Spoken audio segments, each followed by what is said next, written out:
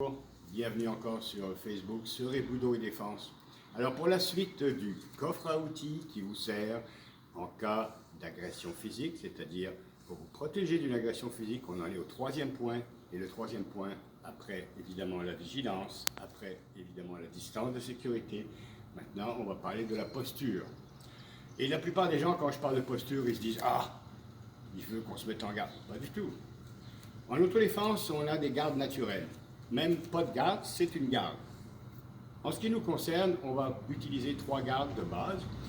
Donc la posture, ça va être la garde, ça va être aussi la gestuelle, ça va être aussi le regard.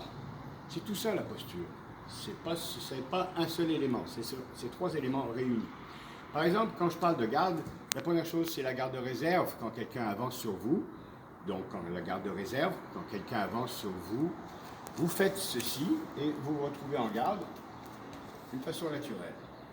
Vous pouvez maintenant prendre le contrôle de la situation et utiliser un autre des outils qu'on verra la prochaine fois, c'est-à-dire la voix.